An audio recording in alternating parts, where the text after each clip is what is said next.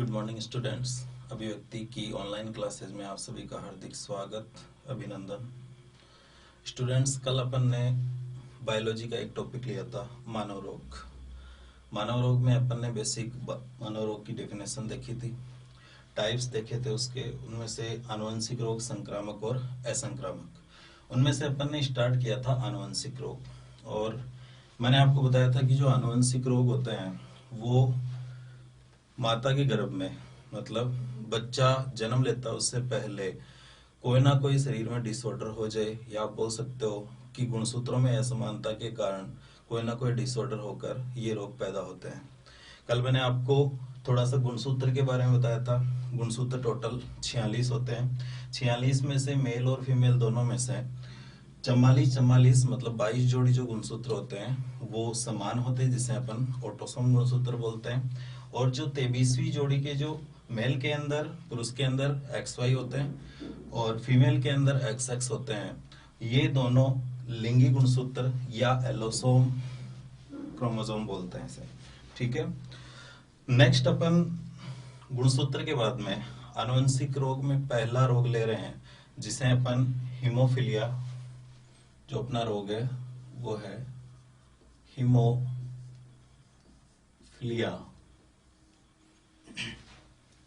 इसी का दूसरा नाम होता है शाही रोग या रॉयल डिसीज बोलते हैं इसे। इसी का एक और नाम होता है ब्लीडर रोग, और इसी का एक और नाम होता है जिसे बोलते हैं अपन क्रिसमस डिजीज या क्रिसमस रोग। ठीक है। देखो, पहला रोग है अपना आनुवंशिक रोग में हीमोफीलिया, और हीमोफीलिया के 3 और नाम होते हैं।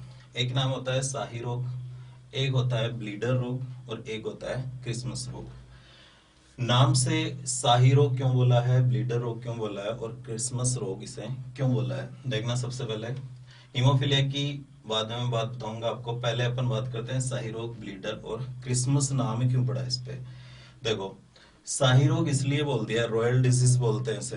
रॉयल डिजीज या शाही रोग इसलिए बोलते हैं इसे कि ये जो रोग है ये सबसे पहले इंग्लैंड की महारानी विक्टोरिया जो इसकी वाहक थी, और इंग्लैंड की महारानी जो विक्टोरिया है वो एक शाही खानदान से है, और उसको होने के बाद उसको ये वाहक हो गई। उसके बाद उसके बेटे पोलैंड में हो गए, और बाद में ये धीरे धीरे फ्रांस, जर्मनी, रूस, इन सभी के शाही खानदानों में फैल गया।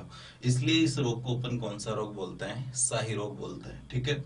नेक्स्ट है ब्लीडर रोग। ब्लीडर रोग क्यों बोलते हैं, देखो, ब्लीडर से आप थोड़ा सा अगर नाम से अगर अंदाजा लगाओ तो ब्लीडर से ब्लड, ब्लीडर या ब्लड, ब्लड का संबंध, तो आप ये बोल सकते हो कि हीमोफीलिया जो रोग है इसका संबंध ब्लड से होगा। ठीक है।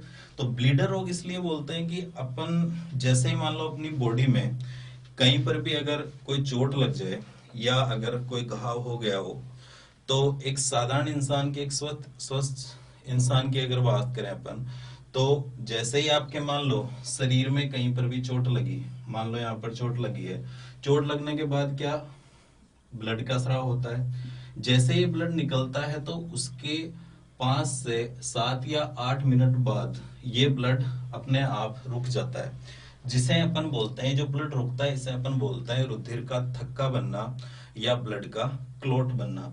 और ये जो ब्लड का क्लॉट बनता है, ये जो थक्का बनता है, ये किसके कारण बनता है, ये अपने रुधिर में होते हैं 13 प्रकार के स्कंदित कारक, क्लॉटिंग फैक्टर होते हैं, और ये 13 प्रकार के स्कंदित कारक रुधिर का थक्का बनाने की प्रक्रिया को पूरा करते हैं।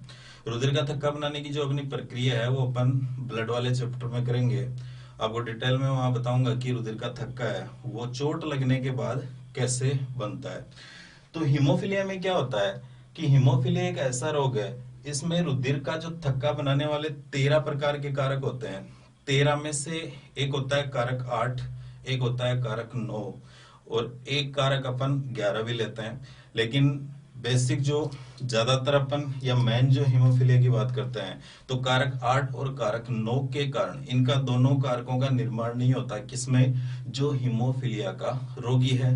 उसमें नहीं होने के कारण ये जो रुधिर 5 से 8 मिनट जो थक्का बनाने में लेता है, वहां ये थक्का नहीं बनता है। वहां चोट लगने के बाद रेगुलर वैसे ही रुधिर है वो स्रावित होता रहता है, और लगभग 24 घंटों से अधिक समय तक वो वैसे ही स्रावित होता रहेगा। और अगर ऐसे ही स्रावित होता रहा तो फिर क्या होगा, फिर उस व्यक्ति की अधिक रुधिर निकलने से मृत्यु भी हो सकती है। तो अधिक रुधिर निकल रहा है, क्लॉटिंग फैक्टर या रुधिर स्कंदित पदार्थ या रुधिर के जो जमाने के या रुधिर का थक्का बनाने के लिए जो कारक होते हैं अपने ब्लड में, उन कारकों का निर्माण नहीं होने के कारण अधिक ब्लड निकलेगा। इसलिए ज्यादा ब्लड निकलने के कारण इसे क्या बोलते हैं, ब्लीडर रोग बोलते हैं। साई रोग पता है, ब्लीडर रोग हो गया। नेक्स्ट है क्रिसमस रोग। क्यों बोलते हैं क्रिसमस रोग? इसलिए बोलते हैं, अभी मैं आपको बताऊंगा। हीमोफीलिया के 3 टाइप होते हैं। तो हीमोफीलिया के जो पहला टाइप होता है ए, और दूसरा होता है हीमोफीलिया बी, और तीसरा होता है हीमोफीलिया सी। तो जो हीमोफीलिया जो बी है, उसका पहला जो रोगी है वो स्टीफन क्रिसमस था, और स्टीफन क्रिसमस के नाम पे इस रोग को एक और नाम दे दिया, क्रिसमस रोग। ठीक है, ये तो हो गई हीमोफीलिया को साई रोग, ब्लीडर रोग या क्रिसमस रोग क्यों कहते हैं। ठीक है,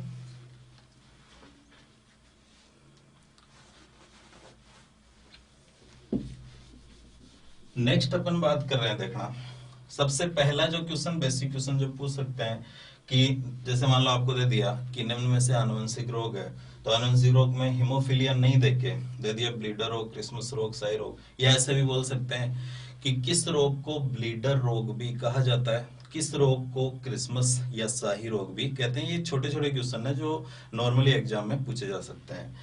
नेक्स्ट मैन अपन बात कर रहे हैं, देखो कल मैंने आपको बताया था गुणसूत्र के बारे में। ठीक है, गुणसूत्र में मैंने आपको 2 टाइप के गुणसूत्र बताए, वहां पर बेसिक अपन बात करें तो एक बताया था मैंने ऑटोसोम और एक बताया था मैंने एलोसोम। ठीक है, एक बताया था मैंने लिंगी गुणसूत्र और एक अलिंगी गुणसूत्र। टोटल 46 गुणसूत्र में से 44 को अपन ने ऑटोसोम बोला, और जो 2 गुणसूत्र है मतलब 23वीं जोड़ी के गुणसूत्रों को अपन ने क्या बोला था, एलोसोम गुणसूत्र बोला था। तो देखो कई बार सीधा ऐसे पूछ लेते हैं कि निम्न में से कौन सा रोग एलोसोमल है, निम्न में से कौन सा ऑटोसोमल है। तो आपको यहाँ पर यह भी ध्यान रखना पड़ेगा, मैंने गुणसूत्र इसीलिए बताया है कि आपको यहाँ से जो आनुवंशिक रोग है इनमें से बहुत अच्छे अच्छे क्वेश्चन मिलेंगे, जैसे ऑटोसोमल एलोसोमल डिसऑर्डर कौन सा है, ऑटोसोमल डिसऑर्डर कौन सा है। कई बार बड़े क्वेश्चन आ जाते हैं, जैसे 4 रोग दे दिए, ठीक है, और 4 रोग के सामने आपको सुमेलित करने से संबंधित क्वेश्चन दे दिए कि ऑटोसोमल या एलोसोमल कौन कौन से होंगे। तो वहां से भी आपको पता होना चाहिए कि ये तो होते हैं ऑटोसोमल और ये होते हैं एलोसोमल, वो मैं आपको बता रहा हूँ।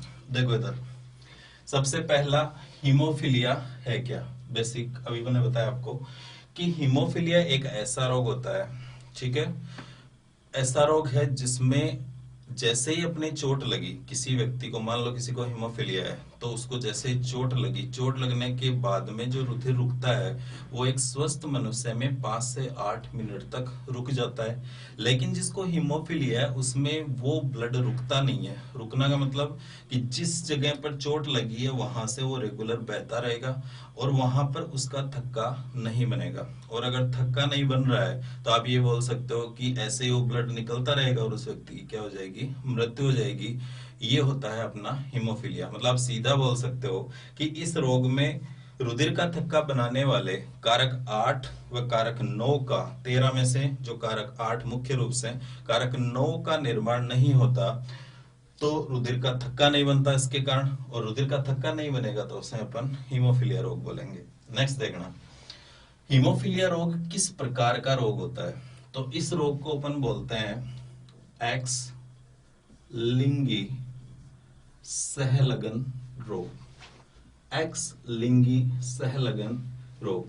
अब एक्स लिंगी सहलगन रोग क्यों बोलते हैं, एक्स लिंक्ड रिसेसिव डिजीज बोलते हैं। एक्स लिंगी सहलगन रोग क्यों बोला, देखना ध्यान से देखना, बहुत ही इंपॉर्टेंट है। इतना गजब का क्वेश्चन बनता है यहाँ से कि निम्न में से कौन सा रोग लिंगी सहलगन रोग होता है, ऑप्शन दे दिया आपको, ठीक है।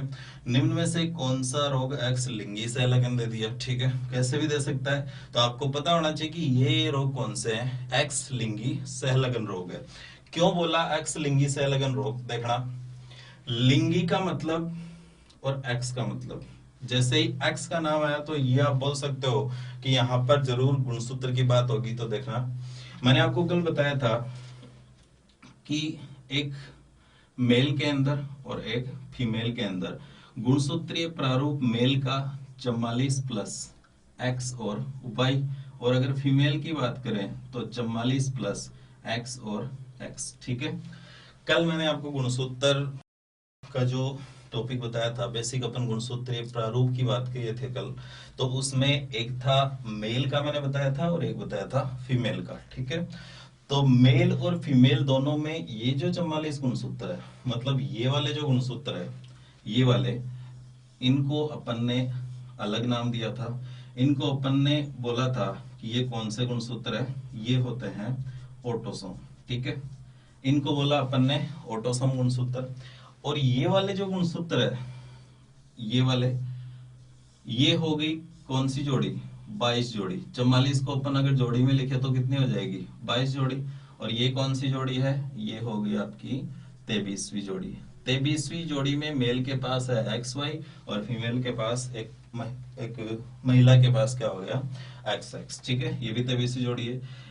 ये दोनों में सेम है, ऑटोसोम समजात बोल दिया। ये दोनों में अलग अलग है, लिंग का निर्धारण करते हैं, इसीलिए इसे बोलते हैं एलोसोम या लिंगी गुणसूत्र। ठीक है, देखना आप, आपको ये पता है कि इनको बोलते हैं ऑटोसोम और उसको बोलते हैं एलोसोम। ठीक है, यहां लिखा है मैंने एक्स लिंगी। ठीक है, तो अब आप बता सकते हो कि यहां मैं कौन से गुणसूत्र की बात करूंगा। इनको अपन ने बोला था, एक और नाम दिया था एलिंगी, और उनको बोला था लिंगी। ठीक है, ऑटोसोम काई गुणसूत्र, समजात गुणसूत्र, एलिंगी गुणसूत्र कौन से होते हैं? 22 जोड़ी, जो 44 गुणसूत्र है। एलोसोम कौन से होते हैं? 23वीं जोड़ी, या इसे क्या बोलते हैं? लिंगी। यहां मैंने लिखा है कि हिमोफिलिया किस टाइप का रोग है? एक्स लिंगी सहलगन रोग। ठीक है, तो इसका मतलब क्या है? इसका मतलब ये है कि लिंगी का मतलब है, तो ये आप मान के चलो कि लिंगी का मतलब है, तो अपने को कौन सी जोड़ी से मतलब होगा फिर? 23वीं जोड़ी से। 23वीं जोड़ी के गुणसूत्रों को अपन क्या बोलते हैं? लिंगी गुणसूत्र। तो लिंगी गुणसूत्र जो होते हैं वो एक्स लिंगी गुणसूत्र का कौन सा गुणसूत्र यहाँ प्रभावित होगा? तो देखना, एक्स लिंगी गुणसूत्र इसलिए बोलते हैं, एक्स लिंगी सहलगन रोग इसलिए बोलते हैं क्योंकि हिमोफिलिया को प्रभावित करने वाले कारक, ठीक है, वो लिंगी गुणसूत्रों के, लिंगी गुणसूत्र का मतलब मेल का मैं लिख रहा हूं एक्स और वाई, और फीमेल का लिख रहा हूं एक्स और एक्स, क्योंकि अपने को 23वीं जोड़ी से मतलब है। लिंगी गुणसूत्र वो होते हैं, तो इसको प्रभावित करने वाले कारक, ठीक है, वो लिंगी गुणसूत्रों के कौन से गुणसूत्रों पर उपस्थित होंगे? वो केवल और केवल कौन से गुणसूत्रों पर उपस्थित होंगे? एक्स गुणसूत्रों पर उपस्थित होते हैं। इसलिए इस रोग को कौन सा रोग बोलते हैं? एक्स लिंगी सहलगन रोग, एक्स लिंक्ड रिसेसिव। ठीक है, तो एक्स लिंगी सहलगन रोग होता है हिमोफिलिया। आगे मैं वर्णांता की बात करूंगा, वो भी ऐसा ही है। आप इसको अगर अच्छे से समझ लोगे, जिसको हिमोफिलिया अच्छे से समझ में आ गया, वो वर्णांतता में बेसिक तो अलग होगी वर्णांता की, लेकिन आगे अपन उसकी हेरिडिटी पढ़ेंगे, उसकी वंशागति पढ़ेंगे। तो वंशागति के जो क्वेश्चन, मैं तो वही है, वो क्वेश्चन जो मैं बताऊंगा आपको, उसमें कैसे लेंगे अपन, तो वहां जो क्वेश्चन है वो इसके और वर्णांता के दोनों के क्या होते हैं? सेम होते हैं। जिसको ये इजीली समझ में आ गया, जिसको अच्छे से ये समझ में आएगा, उसको वर्णांता में बिल्कुल कोई प्रॉब्लम नहीं होगी। अच्छे से समझ लेना। एक्स लिंगी सहलगन रोग इसलिए बोल दिया क्योंकि लिंगी, इसको प्रभावित करने वाले कारक लिंगी गुणसूत्रों के, लिंगी गुणसूत्र मेल में क्या है? एक्स वाई, फीमेल में क्या है? X x. ठीक है, तो लिंगी गुणसूत्रों के एक्स गुणसूत्रों पर उपस्थित होते हैं, इसलिए इसको क्या बोल दिया? एक्स लिंगी सहलगन रोग। कैसे उपस्थित होंगे? देखो, हिमोफिलिया को अपन करते हैं एच से इंडिकेट। ठीक है, तो इसमें जो उपस्थित होंगे, जैसे मान लो ये एक मेल है, मेल के पास एक्स गुणसूत्र है। एक्स लिंगी का मतलब है कि या तो मेल कैसा होगा? ऐसा होगा। उपस्थित होंगे तो जैसे ये एक्स आ गया और इसके ऊपर ये एच लिख दिया, और ये वाई है, वाई पर उपस्थित होंगे नहीं।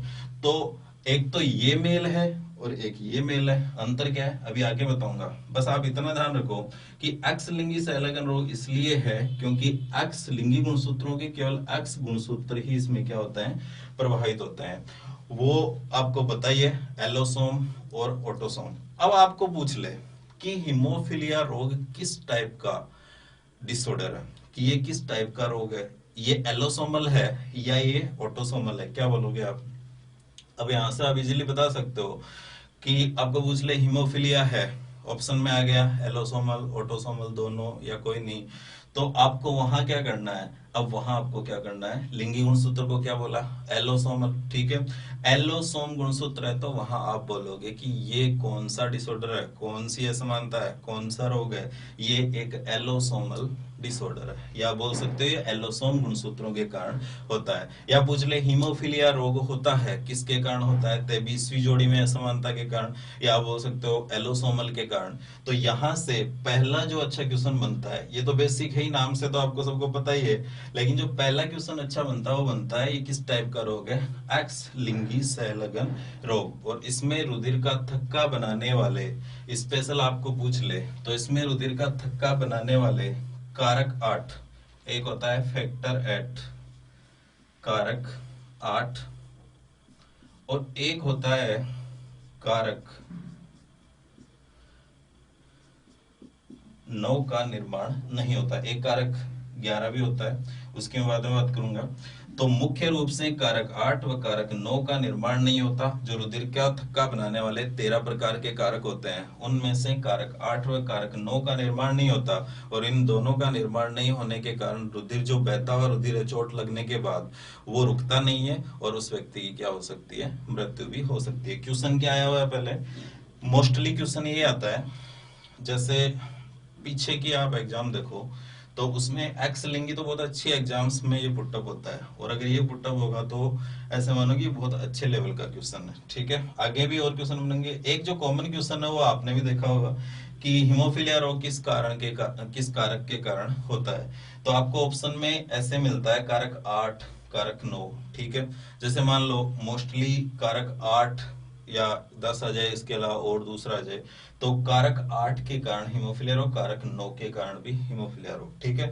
लेकिन इसमें भी कई बार ऐसे होता है कि आपको बोल दिया, जैसे बोल दिया कि क्लासिकल डिजीज किसके कारण होती है, ठीक है। तो अभी आगे बात करूंगा मैं, क्लासिकल डिजीज किसे बोलते हैं, एक क्रिसमस रोग जो इसे बोला है, तो वो किसके कारण, तो इनमें दोनों में अंतर है। लेकिन आप इतना ध्यान रखो कि ऑप्शन में आता है हमेशा कारक 8 और 9। अगर मान लो ऐसे आ जाए कारक 8 व 9, ठीक है, और उसके बाद में कोई ऐसा ऑप्शन नहीं है जिसमें दोनों है, तो आपको वहां क्या करना है, कारक 8, ठीक है। तो कारक 8 व 9 का निर्माण नहीं होने के कारण क्या होगा, हिमोफिलिया।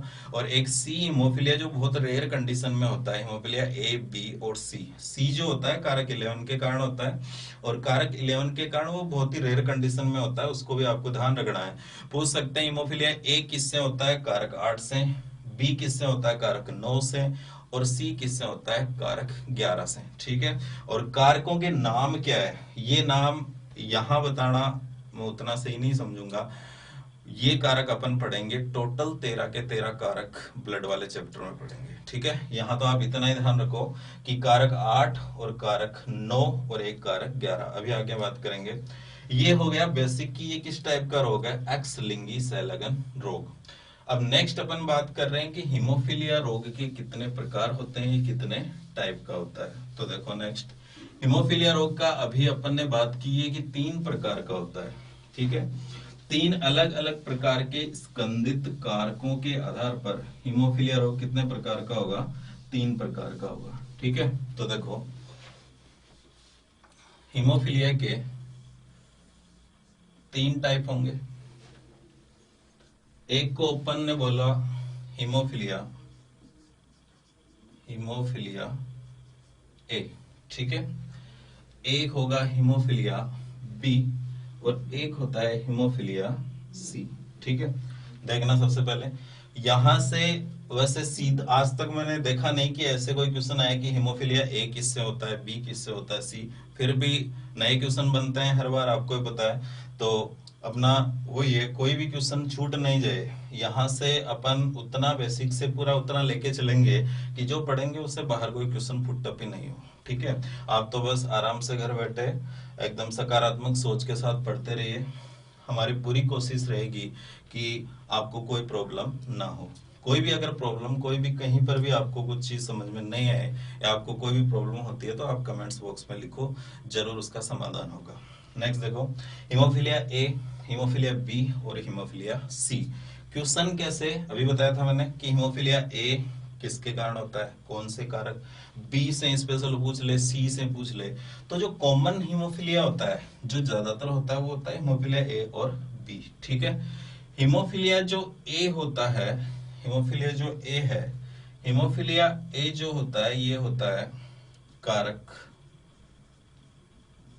8 के कारण। ठीक है, इसको अपन बोलते हैं फैक्टर 8।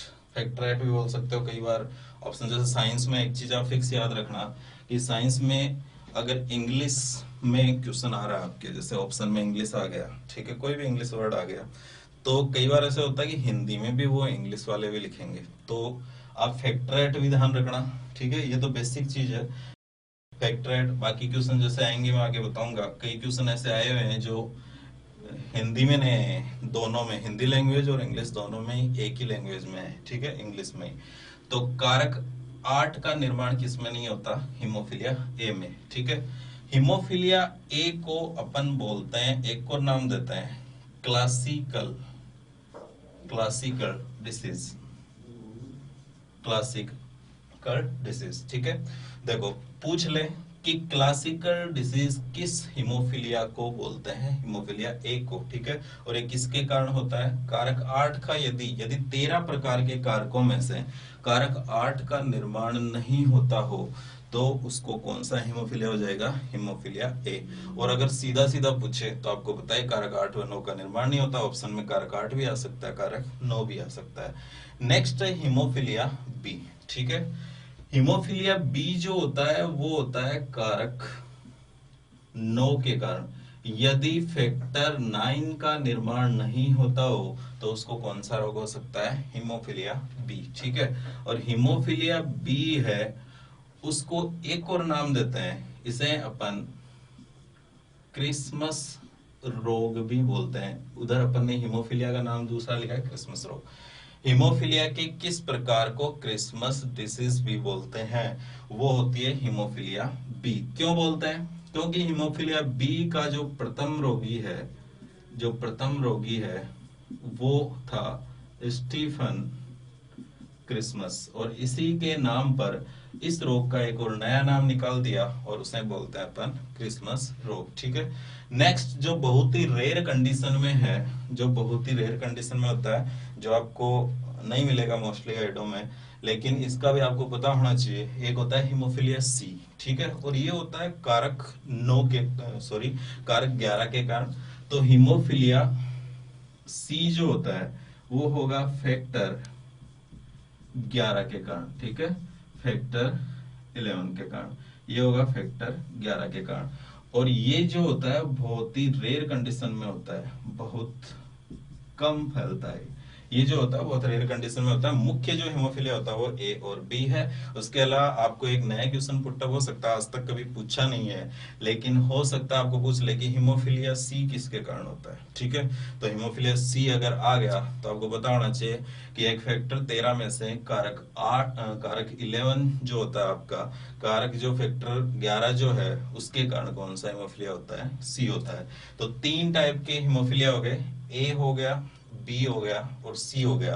ये कारक 8 के कारण, ये कारक 9 के कारण और वो कारक 11 के कारण। ठीक है, इसको क्लासिकल डिजीज भी बोलते हैं, इसे अपन क्रिसमस रोग भी बोलते हैं, और वो हेमोफीलिया सी है जो बहुत ही रेयर कंडीशन में होता है। ठीक है, ये तो हो गई अपनी बिल्कुल बेसिक बात। ठीक है, यहां तक अगर कोई क्वेश्चन आएगा तो या तो आपको दे देगा नाम से कोई क्वेश्चन, ठीक है, या फिर आपको पूछ लेगा अक्स लिंगी सेलगन रोग, या फिर आपको हीमोफीलिया के टाइप से कोई भी क्वेश्चन दे सकता है। यहां तक तो था, आप ऐसे बोल सकते हो कि हीमोफीलिया जो रोग है इसका जो सबसे इंपॉर्टेंट पार्ट है वो है इससे आगे वाला।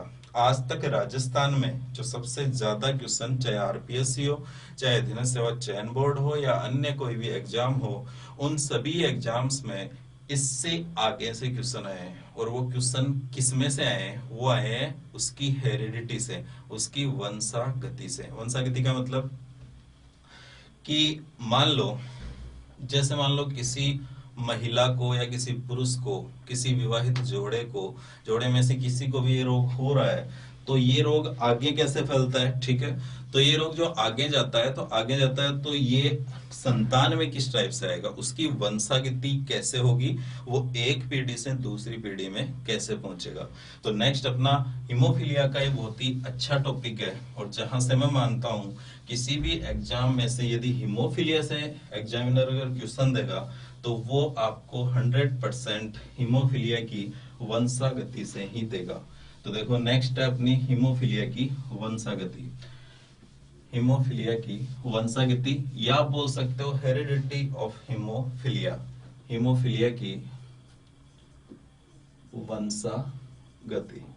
देखो वंशागति का मतलब होता है कि माता पिता से या महिला पुरुष एक विवाहित जोड़े से अगले जो इसकी संतान है इसमें कैसे फैलेगा। तो देखना, सबसे पहले अपन हीमोफीलिया के जीनोटाइप लिखते हैं, ठीक है, कि कौन कौन सी कंडीशंस हो सकती है कि हीमोफीलिया ऐसे ऐसे हो जाए। देखना, सबसे पहले मैं बात कर रहा हूं एक स्वस्थ पुरुष की। आपको सबको पता है, मैंने बताया कि एक स्वस्थ पुरुष का गुणसूत्रीय प्रारूप क्या होता है। मैंने आपको गुणसूत्र में भी बताया और अभी भी बताया कि एक स्वस्थ पुरुष की अपन बात करें तो एक स्वस्थ पुरुष का गुणसूत्रीय जो प्रारूप होता है वो होता है 44 प्लस एक्स और वाई। सबको पता है ये जो रोग है वो किस टाइप का रोग है? एलोसोमल रोग है, ठीक है। मतलब आप ये बोल सकते हो कि इसमें अपन इन 44 से कोई मतलब नहीं रखेंगे, अपने को किससे मतलब है? केवल और केवल एक्स और वाई से। तो देखो ध्यान रखना, मैं इनको नहीं लिख रहा हूं, वैसे लिखो तो लिख सकते हो लेकिन इनकी जरूरत नहीं है। अपने को किससे मतलब है? केवल और केवल लिंगी गुणसूत्रों से। तो आप 44 को नहीं लिखोगे, आप सीधा लिखोगे 23वीं जोड़ी एक्स और वाई, ठीक है। एक स्वस्थ पुरुष का होता है 44 प्लस एक्स वाई। अपने को क्या लेना है? जीनोटाइप लिख रहे हैं तो अपने को पता होना चाहिए कि इसके गुणसूत्र कैसे होंगे। अगर स्वस्थ है तो कैसे होंगे, अगर मान लो रोगी हो गया तो कैसे होगा। तो नेक्स्ट देखना, मैंने आपको बताया कि ये एक्स लिंगी सहलगन, एक्स लिंक्ड रिसेसिव है। तो इसमें अभी आपको मैंने बताया था कि 23वीं जोड़ी के केवल और केवल एक्स गुणसूत्र क्या होता है? प्रभावित होते हैं। अगर मान लो किसी पुरुष में 23वीं जोड़ी पर कितने एक्स है? एक ही है, वाई इससे प्रभावित होगा नहीं। तो अगर मान लो कि किसी पुरुष के एक्स गुणसूत्र पर हीमोफीलिया है तो अपन ने पहले बात की एच लिखेंगे। अगर इसको प्रभावित करने वाले कारक एक्स गुणसूत्र पर है, एक्स है, और इधर लिख दिया अपन ने वाई, वाई प्रभावित होगा नहीं, तो ऐसे पुरुष फिर क्या होंगे? एक तो मान लो एक्स वाई है, एक एक्स एच वाई है, तो ऐसे पुरुष हमेशा ही कौन से पुरुष कहलाते हैं? रोगी पुरुष कहलाते हैं, ठीक है। तो अगर आपको पूछे यहां से ये क्वेश्चन पूछ सकता है कि हीमोफीलिया के रोगी पुरुष का गुणसूत्रीय प्रारूप क्या होता है, तो आपको ऑप्शन में क्या मिलेगा? या तो आपको ऑप्शन में यही मिल जाएगा एक्स एच वाई, ठीक है, या फिर घबराना मत, 44 पहले लिख सकता है और आगे ये भी लिख सकता है 44 प्लस एक्स एच वाई, ठीक है। दोनों में से कोई सा भी ऑप्शन मिल सकता है, या तो अगला इतना ही देते, मोस्टली इतना ही देता है, ठीक है। अगर मान लो ये नहीं दे के साथ में ये लिख दे तो फिर ये भी हो सकता है 44 प्लस एक्स एच वाई, या फिर अकेला एक्स एच वाई हो सकता है, ठीक है।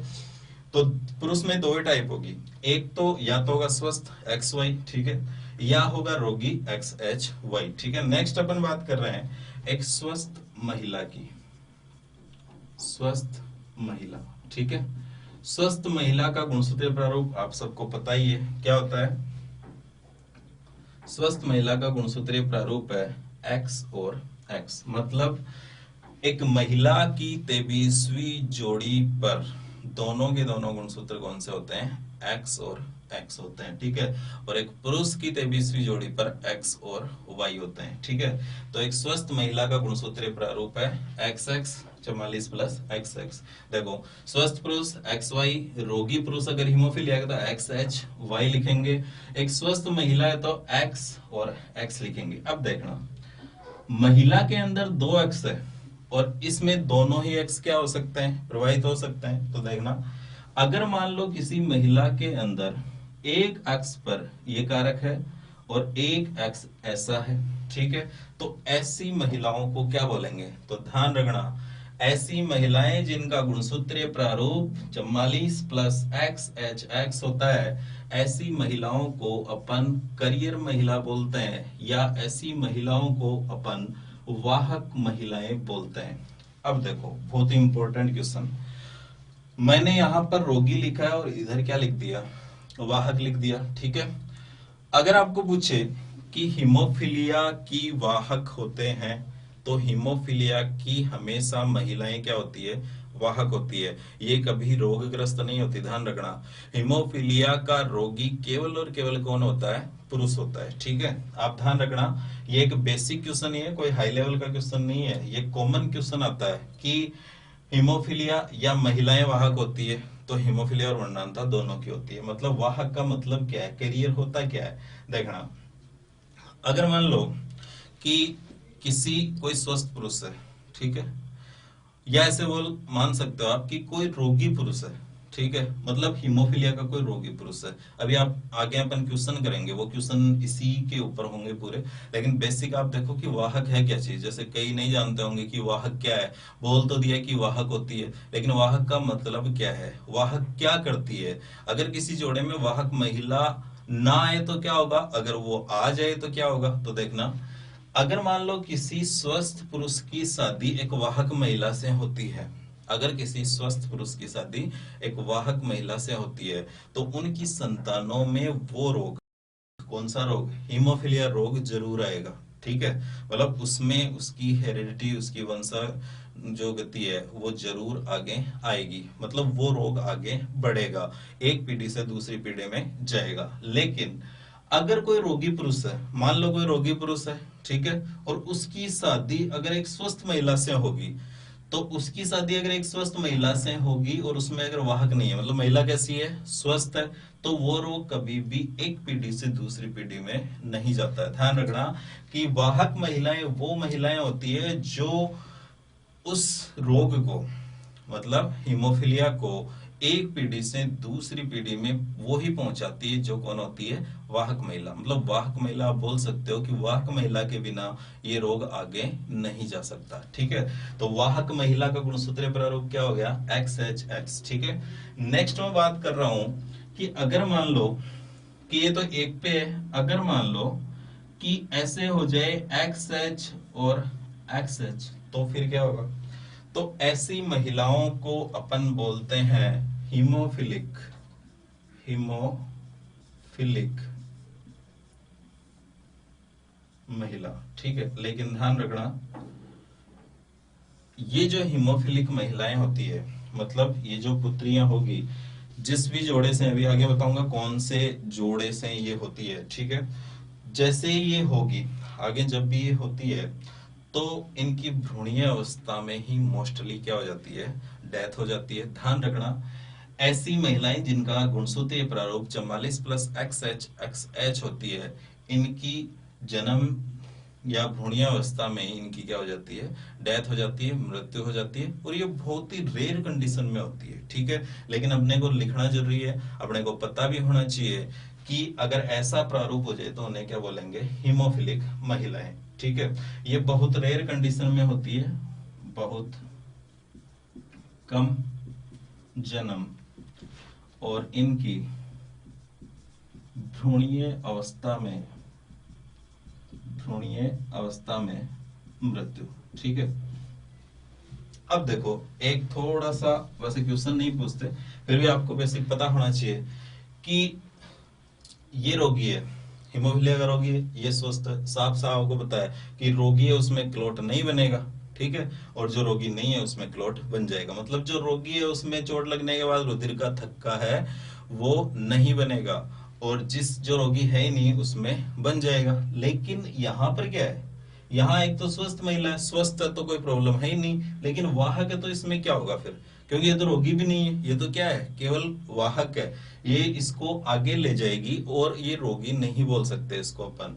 तो इसमें और इसमें फिर अंतर क्या होगा, तो देखना कुछ अंतर होता है, कुछ जो सिम्टम होते हैं, कुछ लक्षण जो होते हैं, वो स्वस्थ और वाहक महिला के बीच में कुछ अंतर रखते हैं। क्या रखते हैं देखना, ये जो महिलाएं होती है, ये जो महिलाएं हैं, इन महिलाओं में जब मेंस्ट्रुअल साइकिल आएगा, मतलब जब मासिक धर्म आता है या रजो चक्कर आता है या इसमें जब आर्तव चक्कर आता है या इसमें मासिक धर्म आता है, जो मेंस्ट्रुअल साइकिल आता है, उस दौरान जो ब्लड निकलता है, जो उस दौरान ब्लड निकलता है, वो एक सामान्य ब्लड का स्राव होता है, मतलब सामान्य ब्लड निकलता है, जो नॉर्मल रुधिर का स्राव होता है, जो सिक्रेशन होता है। लेकिन अगर किसी वाहक महिला में मासिक धर्म आएगा या मेंस्ट्रुअल साइकिल या रजोधर्म या आर्तव चक्र आएगा, उस टाइम स्वस्थ महिला की तुलना में रुधिर का क्या होता है, अधिक स्राव होता है। मतलब आप ये बोल सकते हो कि वाहक महिलाओं में स्वस्थ महिलाओं की तुलना में मासिक धर्म के दौरान रुधिर का क्या होता है, अधिक स्राव होता है। तो ये आप लिख लो कि वाहक महिलाओं में, वाहक महिलाओं में मासिक धर्म के दौरान रुधिर का क्या होता है, अधिक स्राव होता है, रुधिर का अधिक स्राव। ठीक है, तो स्वस्थ महिला और वाहक महिला में इतना सा डिफरेंस है। हालांकि इनके गुणसूत्रीय प्रारूप में तो है, लेकिन दोनों ही रोगी नहीं है, तो फिर कुछ ना कुछ तो अंतर होगा ही। तो ऐसी महिलाएं जो होती है, जो वाहक होती है, उनमें मासिक धर्म के दौरान स्वस्थ महिलाओं की तुलना में रुधिर का क्या होता है, अधिक स्राव होता है। अब देखो, ये इतना इंपॉर्टेंट है ये वाला, जो जिसको ये इतना समझ में आ गया, वो कभी भी आगे जो क्वेश्चन है उसमें कोई प्रॉब्लम नहीं होगी। एक चीज और ध्यान रखना, सेम ऐसी ही चीज मैं आपको कलर ब्लाइंडनेस में बताऊंगा, वर्णांता में बताऊंगा, वहां पर भी अपन वंशागति पढ़ेंगे, वहां पर भी वही क्वेश्चन बनेंगे जो यहाँ बने हैं। बस फर्क इतना है कि यहाँ हीमोफीलिया बोला है, वहां वर्णांता आ जाएगा। यहाँ पर हीमोफीलिया को एच से लिखे हैं, तो वहां पर वर्णांता को कलर ब्लाइंडनेस सी से अपन इंडिकेट करेंगे। ठीक है, तो यहाँ जहां एच है वहां वहां क्या हो जाएगा, सी हो जाएगा। ठीक है, ये जो चीज है, स्वस्थ पुरुष, स्वस्थ रोगी पुरुष, स्वस्थ महिला, ये आपको टोटल ये जो गुणसूत्रीय प्रारूप है ये याद रखना है। अपन जितने भी क्वेश्चन करेंगे, अब इससे आगे जो है वो आपके एग्जाम्स के जितने भी क्वेश्चन आते हैं वो बताऊंगा कि किस टाइप से आपको क्वेश्चन पूछ सकते हैं। सबसे पहला यहां से क्वेश्चन आ सकता है, पहला क्वेश्चन बहुत ही इंपॉर्टेंट क्वेश्चन बनता है। मान लो किसी का पूछ लिया कि निम्न को सम्मिलित करो, पहला क्वेश्चन ये आपको दे दिया, रोगी पुरुष, वाहक महिला, स्वस्थ पुरुष और स्वस्थ महिला, सामने इनके जीनोटाइप गुणसूत्रीय प्रारूप लिख दिए, इनको आपको सम्मिलित करना है। स्वस्थ पुरुष है एक्स वाई, रोगी पुरुष है एक्स एच वाई, स्वस्थ महिला है एक्स और एक्स हो गया, वाहक महिला है एक्स एच एक्स हो गया, और हीमोफिलिक महिला है एक्स एच और एक्स एच हो गया। ऐसी महिलाएं बहुत रेयर कंडीशन में होती है और भ्रूणीय अवस्था में इनकी क्या होती है, मृत्यु हो जाती है। और वाहक महिला जो होती है उनमें एक एक्स्ट्रा ये सिम्टम होता है जो आपके सामने है। नेक्स्ट अपन करेंगे इसके क्वेश्चन। तो देखो, पहला केस अपन लेते हैं, जो पहला केस लेंगे उसी में से आपको कैसे क्वेश्चन आज तक पूछे हैं और कैसे आगे पूछेंगे, वो क्वेश्चन कैसे बनेंगे, कैसे कैसे ऑप्शंस आते हैं, सब देखेंगे। देखो, पहला क्वेश्चन जो आज तक मोस्टली सभी एग्जाम्स में पूछा जा चुका है वो ही मैं ले लेता हूं। जैसे क्वेश्चन कैसे आता है देखना, क्वेश्चन ऐसे आता है कि एक स्वस्थ महिला की शादी, एक स्वस्थ महिला की शादी एक रोगी पुरुष से, हीमोफीलिया के रोगी पुरुष से हो जाए तो उसकी संतान में हीमोफीलिया की वंशागति क्या होगी। ठीक है, क्वेश्चन समझ में गए होंगे। यह क्वेश्चन ऐसे भी आ सकता है कि यदि किसी जोड़े में एक स्वस्थ महिला और एक हीमोफीलिया का रोगी पुरुष हो तो उसकी संतानों में हीमोफीलिया की वंशागति क्या होगी। तो देखना, मैं ले रहा हूं केस फर्स्ट, अपना है केस फर्स्ट। ठीक है, केस फर्स्ट में मैं ले रहा हूं कि एक स्वस्थ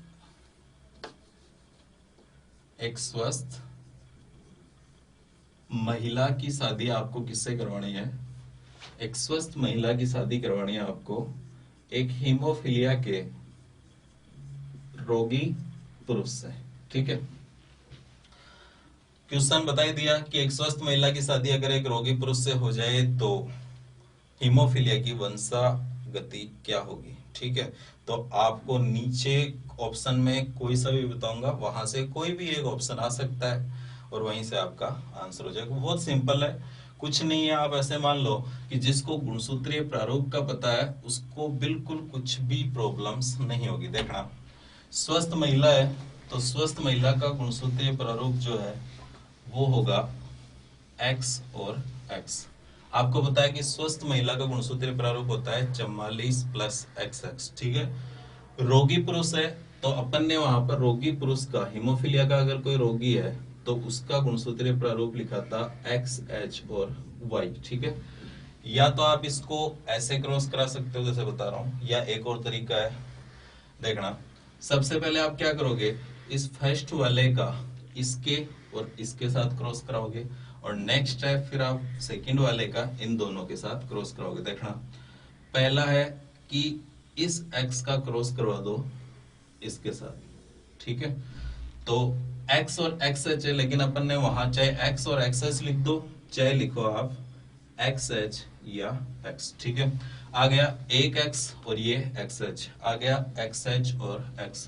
नेक्स्ट देखना, अब इसका क्रॉस करवाएंगे अपन y के साथ, तो यहां पर आ गया ये x है और इधर क्या आ गया, y आ गया। ठीक है, नेक्स्ट है सेकंड वाले के साथ, तो इस x का क्रॉस करवा दो इस xh के साथ, तो ये आ गया xh और x।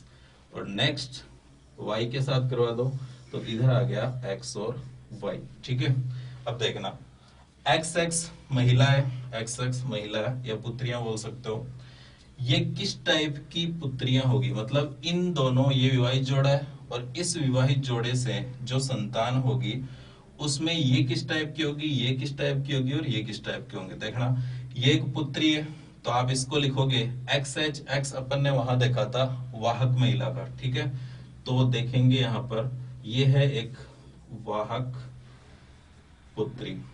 ठीक है, और ये भी क्या है, एक वाहक पुत्री। ये है एक पुरुष या पुत्र बोल सकते हो। ठीक है, ये दोनों हो गए स्वस्थ या आप बोल सकते हो सामान्य पुत्र। ठीक है, देखना, क्वेश्चन ये था कि एक स्वस्थ महिला की शादी एक हीमोफीलिया के रोगी पुरुष के साथ हो जाती है तो इनकी संतान में हीमोफीलिया की वंशानुगति क्या होगी या वंशागति क्या होगी। ऑप्शन क्या आएंगे, देखना, मैं दो टाइप के रिजल्ट निकालूंगा यहाँ से। एक तो होता है टोटल संतान का और एक होता है पुत्र व पुत्रियों का। तो पहला रिजल्ट आएगा अपना, पहला रिजल्ट देखो, रिजल्ट फर्स्ट, रिजल्ट जो पहला है वो होगा कुल संतानों का, कुल संतानों का। तो आपको ऑप्शन में या तो कुल संतान, जैसे ऊपर बोल दिया, आपको क्वेश्चन में बोल दिया कि एक स्वस्थ महिला की शादी एक रोगी पुरुष से हो रही है तो कुल संतानों में हीमोफीलिया की वंशानुगति क्या होगी, या फिर आपको इनमें से कोई भी और ऑप्शन भी मिल सकता है। बताऊंगा कैसे मिलेगा। देखना, कुल संतानों की वंशानुगति जो होगी वो होगी कि आप टोटल को, ये जितने भी आपको दिख रहे हैं, आपको उस टाइम जिस टाइम कुल संतानों का पूछता है पहला रिजल्ट, तो आपको ये बिल्कुल नहीं सोचना है कि पुत्र और पुत्रियों के बारे में, बिल्कुल नहीं सोचना है। उस टाइम आपको टोटल को 100 ले लेना है, मतलब ये है 25 25 25 और 25, तो टोटल क्या हो गई 100 मान लिया। ठीक है, अब इसमें से आपको पुत्र पुत्रियां नहीं देखनी है, आपको इतना ही देखना है कि कुल संतानों का जो रिजल्ट है वो यहाँ पर क्या आता है। तो देखना, टोटल संतान 100 है, 100 में से 50 तो क्या होगी वाहक और 50 क्या होगी सामान्य। तो देखना, यहां लिखेंगे कि 50% संतानें, 50% संतानें वाहक, ठीक है, देखो 100 में से 50 तो वाहक हो गई, और नेक्स्ट लिखेंगे कि 50% या 50% संतानें हैं, वो या तो आप लिख सकते हो स्वस्थ या आप लिख सकते हो सामान्य। नेक्स्ट पुत्र और पुत्रियों का पूछ ले, तो रिजल्ट जो आपका सेकंड आएगा वो ये आएगा, देखना पुत्रियां कौन सी है, ये वाली। टोटल संतान का निकाला है तब तो अपन टोटल को 100 मानेंगे, और जब पुत्र और पुत्रियों का निकालेंगे उस टाइम अपन केवल पुत्रियों को 100 मानेंगे और केवल पुत्र को क्या मानेंगे, 100 मानेंगे। ठीक है, तो देखना अब अपन निकालेंगे पुत्र व पुत्रियों का। ठीक है, तो इसमें देखना अब अपन बोलेंगे कि सभी पुत्रियां वाहक और सभी पुत्र सामान्य। आ गया होगा समझ में। नेक्स्ट अपन 2 केस और करेंगे और उसमें आपको और समझ में आ जाएगा। पहला हो जाएगा कि सभी पुत्रियां वाहक, और नेक्स्ट है सभी पुत्र सामान्य, सभी पुत्र सामान्य। अब देखो यहां तक शायद हो सकता है, मुझे जहां तक लगता है कि आपको ये जो 50% और ये जो नीचे वाला, मतलब दोनों रिजल्ट में हो सकता है कुछ स्टूडेंट्स के प्रॉब्लम्स हो गई होगी। वापस मैं आपको समझाता हूं, देखना देखो जब भी अपने को क्वेश्चन मिले, ऐसे क्वेश्चन ऐसे आने वाला है, स्वस्थ महिला की शादी इससे हो जाए तो इसकी संतान में वंशागति क्या होगी। देखना जब अपने को कुल संतान, ऑप्शन में मान लो आपको ऐसे संतान का पूछ लिया, ऑप्शन में ऐसे मिलेगी 50% संतानें वाहक, 50% रोगी, ऐसे कुछ आ जाए तो आपको समझ में आ जाएगा, या कुल संतानों का पूछता है, इनमें से कोई भी ऑप्शन आ जाए तो आपको इजीली समझ में आ जाएगा कि ये इसका क्या होगा, आंसर होगा। तो जब आपको कुल संतान का निकालना है तब आपको क्या करना है, उस टाइम पुत्र और पुत्रियों की बात नहीं करनी है। उस टाइम आपको केवल और केवल इतना ध्यान रखना है कि आपके पास रिजल्ट ये आएंगे, इन टोटल को आप मान लो 100।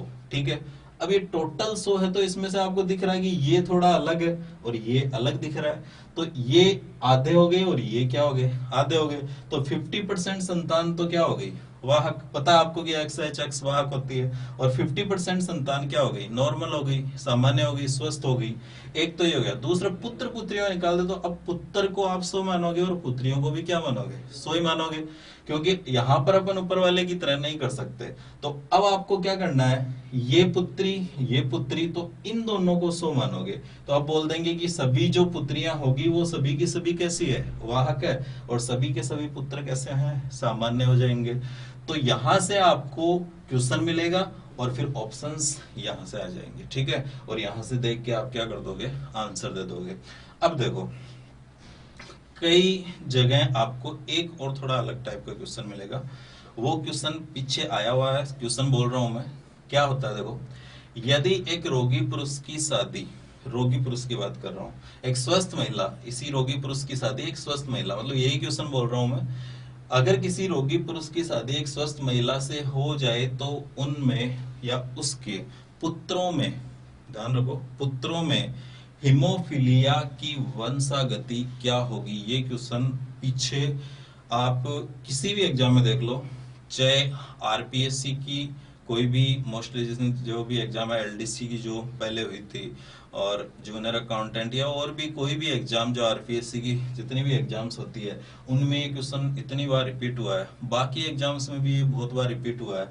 क्यों हुआ है, रीजन बताऊं। जैसे अगर आप इसको समझ के करते हो तब तो आपको पता है कि क्या रिजल्ट आने वाला, लेकिन कई क्या करते हैं, सीधा कर देते हैं, और कई जगह जैसे बताया भी जाता है लेकिन ये गलत है कि रोगी पुरुष की शादी स्वस्थ महिला से होती है। तो कई ऐसे सोच रहे थे कि पुत्र का पूछा है तो अगर ये पुरुष है तो इसके पुत्र भी क्या होंगे, रोगी। बिल्कुल नहीं, ध्यान रखना, इसके जो सभी के सभी पुत्र होंगे वो कैसे होंगे, स्वस्थ होंगे, सामान्य होंगे। ये अपना पहला केस था। इसके अलावा 2 टाइप के केस और हैं, आप इन्हीं के अकॉर्डिंग 2 टाइप के केस और करना, क्योंकि आज की क्लास में अपन इतना ही करेंगे। आप घर बैठे इसकी थोड़ी प्रैक्टिस कर लेना, बाकी जो नेक्स्ट क्लास है आपकी रेगुलर वैसे ही रहेगी। धन्यवाद।